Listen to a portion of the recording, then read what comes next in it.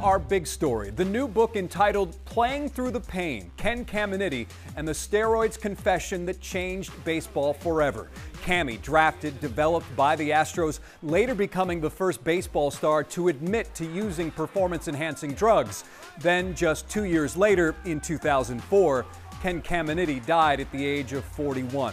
Well, our next guest meticulously details Cammy's life like no one has done before. Joining Matt Musil and Daniel Gotera, it is Dan Good, the author of Playing Through the Pain, from his home outside New York City. Dan, why did you believe that a book about Ken Caminiti had to be written and this story had to be told? I just adored him as a baseball fan. I thought he was awesome, and I always wanted to read a book about him, and I didn't see any. No one was writing a book about him, and I just eventually said in 2012, I think it would be interesting to write a book about Ken Caminiti, and it started from there, and it really just picked up. Well, Dan, I have to tell you that I've thoroughly enjoyed it. I'm not all the way through the book, but because I know so many characters in this book, you've done a great job of recounting his career. I want to ask you about an incident. He and his good buddy, Craig Biggio, they had been out partying one night and got pulled over. After that incident, Bidge was very contrite. He talked with us the next day, talked to the media and said, man, it was a huge mistake. Shouldn't have done this. Cammy didn't want to talk that day. And it's like after that, Bidge was always on the straight and narrow. Cammy kept doing Cammy type things. And I just wanted to ask you about the significance of that incident. I think it was an important incident. And, there were those little red flags that popped up with Ken early in his career, such as showing up late to spring training a couple of times in 1988, getting demoted, that arrest that happened with Craig. And you're exactly right. Craig, from that point forward, has lived such an upstanding life, went in a certain direction. Ken continued to drift. And, I think as those yellow and red flags kept popping up, I think it really raised a lot of concerns for his teammates, his coaches, the people with the Astros, that there was something more wrong here, that, this wasn't just somebody in their 20s, that, this guy really had some issues that he needed to work through, and that there were deeper concerns. He's kind of like an urban legend still in Houston. You ask Astros fans, some of them will say that my favorite player is still Ken Caminiti, even after all the stuff that's happened with the organization. My question to you, Dan, is what is the biggest misconception that you found from Ken Caminiti's career, from his personal life, that's out there that you kind of came across while researching this book?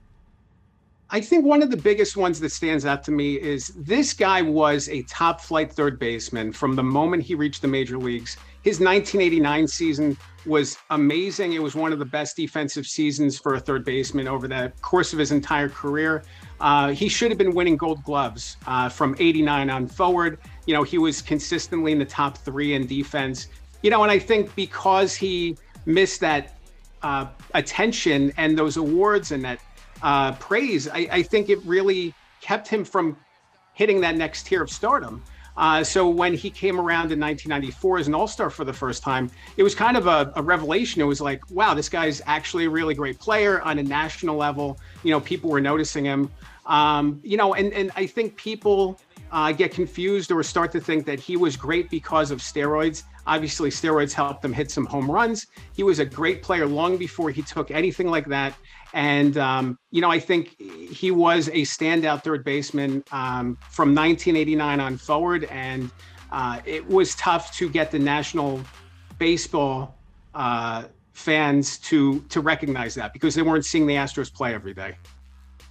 In this book, you also revealed that Ken was sexually abused as a child. At what point did that surface during your reporting, and how did that impact the storyline and how you crafted this book? It was devastating to learn, to start to learn the details. And admittedly, I still don't know everything that happened. And I don't know that we'll ever know. I mean, it's, you're talking 40, 50 years ago, and things happen, people move on. And he walled off different aspects of his life to different people. He told certain things to different people. He told other things to other people. So it wasn't like one person had the whole story. But 2014, I think, was the first time I recognized that there was something real here. And that was talking to his attorney late in his life, Terry Yates, and he talked about this trauma. And he didn't reveal to me what it was due to attorney-client privilege, but he talked about this trauma at the center of Ken's addictions and fueling those addictions. And it was really devastating to hear that because, you know, going into this, I had no idea where this would go. And then as I started talking to people who went to rehab with Ken in 2001 and early 2002, they confirmed details of him talking about being sexually abused as a child. And it was just crushing. It was crushing because, you know, you start to piece things together and you start to recognize the patterns. But, you know, it took, you know, 4 or 5 years, I think, of really digging at that to finally understand and finally make sense of it. Dan, Cammy, as Daniel mentioned, was so popular here, and still Astro fans talk about him. I used to do a breakout reel for highlights, and we would get this like a gun, you know, a rifle loading, and I'd put that sound effect underneath him throwing to first base, like for different games when he was just outstanding. What really, I hated that. I would tell Tal Smith that today. Next time I tell Tal, I hated the deal of going to San Diego. Steve Finley was an all-star center fielder, and Cammy leaves, and they get Derek Bell. He was a big piece, but I think it really irked Astros fans too because he had his best years out there and gained popularity around the nation from his days as a Padre. You're exactly right. I mean, he goes out to San Diego, he becomes a superstar. And the Astros fans still had that connection to him. This is our guy, you know, and it was so strong. He ended up coming back, obviously, after the 1998 season. Things weren't the same. He was a different player and a person then.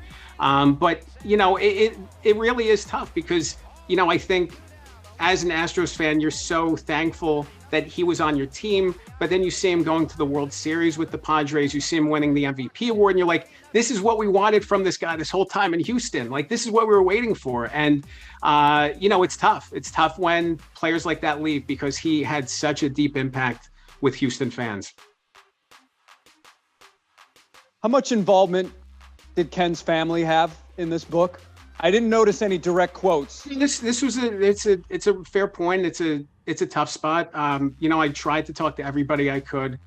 There were people close to him, including relatives who decided that they didn't want to participate. And I was as respectful as possible in trying to get them to connect, to trying to get them to talk.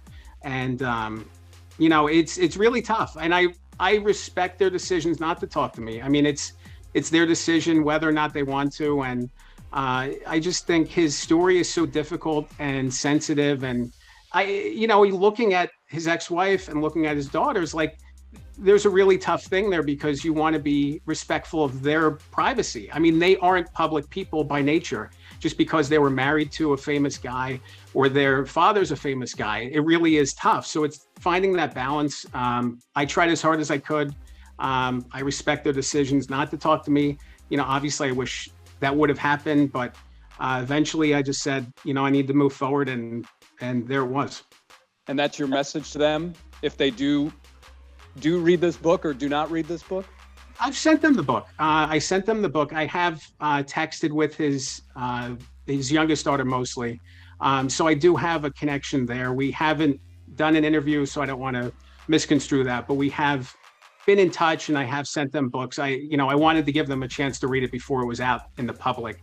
Yeah, it's obviously a difficult project, and I wanted to make sure that they were at least aware of what was in the book and could be prepared for it.